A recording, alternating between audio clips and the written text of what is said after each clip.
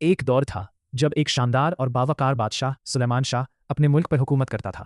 اس کا راج صرف طاقت پر نہیں بلکہ انصاف اور عوام کی خوشیوں پر بھی مبنی تھا۔ لوگ اسے رہنمائے آدمی کہتے تھے کیونکہ وہ ہر مسئلے کو سمجھداری اور شفقت سے حل کرتا تھا۔ سلیمان شاہ کا ملک ہر لحاظ سے خوبصورت تھا، سبز و شاداب باغ، شاندار محل اور بازاروں کی روشنی۔ لیکن اس شان کے پیچھے بادشاہ کے دل میں ہمیشہ ایک چھپی ہوئی اداسی رہتی تھی۔ وہ سوچتا، کیا میرے فیصلے واقعی سب کے لیے فائدہ مند ہیں؟ کیا میرے لوگ خوش ہیں؟ ایک دن بادشاہ نے فیصلہ کیا کہ وہ اپنے محل کے باہر نکل کر عام لوگوں کی حالت جانچے گا۔ رات کے اندھیرے میں وہ اپنی سادہ لباس پہنتا اور بازار کی طرف روانہ ہوا۔ لوگ اسے پہچان نہیں پائے اور وہ چھپی ہوئی سچائیاں اور تکالیف سننے لگا۔ ایک مزدور نے کہا، ہم روز اپنی روزی کماتے ہیں لیکن بعض قوانین ہمیں دبا دیتے ہیں۔ ایک عورت نے کہا، ہمارے بچوں کی تعلیم کے لیے بہتر سہولت چاہیے لیکن ہماری آواز کہیں نہیں جاتی۔ بادشاہ سلیمان شاہ نے جب اپنے عوام کی تکالیف سنی تو اس نے فیصلہ کیا کہ وہ صرف بادشاہ نہیں رہے گا بلکہ ایک حقیقی رہنما بنے گا۔ اس نے اپنے وزیروں کو حکم دیا کہ ملک کے ہر ضلع کا دورہ کریں، عوام کے مسائل سنیں اور ہر شہر میں انصاف کا بول بالا کریں۔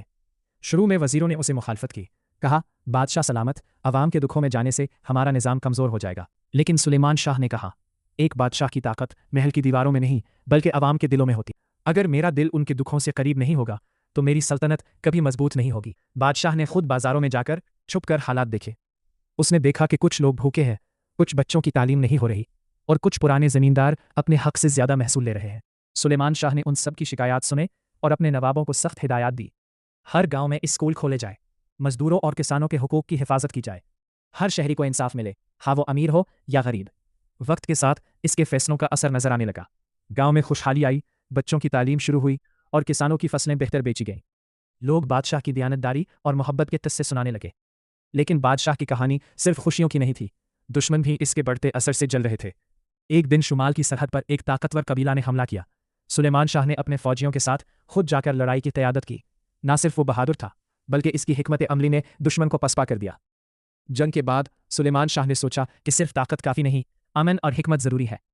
اس نے دشمن قبیلے کے رہنما سے معاہدہ کیا اور امن قائم کر کے دونوں طرف کے لوگوں کی جان اور زمین بچائی۔ اس کے بعد بادشاہ نے محل میں ایک بڑی لائبریری بنوائی جہاں دانشور، شاعران اور علماء آئے تاکہ ملک کے لوگ تعلیم اور علم سے مستفید ہوں۔ وہ خود بھی ہر دن علم حاصل کرتا، تاریخ اور دنیا کے حالات پر نظر رکھتا۔ وقت کے ساتھ سلیمان شاہ کا نام صرف اس کے محل اور فوج کے لیے نہیں بلکہ ایک عدل و انصاف والے بادشاہ کے طور پر دنیا بھر میں مشہور ہوا۔ آخر میں سلیمان شاہ نے سمجھا کہ حقیقی طاقت وہ ہے جو دلوں کو جیتے، انسانوں کی خدمت کرے اور آنے والی نسلوں کے لیے روشنی بنے۔ اور اسی روشنی میں نہ صرف بادشاہ خود خوش تھا بلکہ اس کے ملک کے ہر فرد نے امن، محبت اور خوشی کی زندگی گزاری۔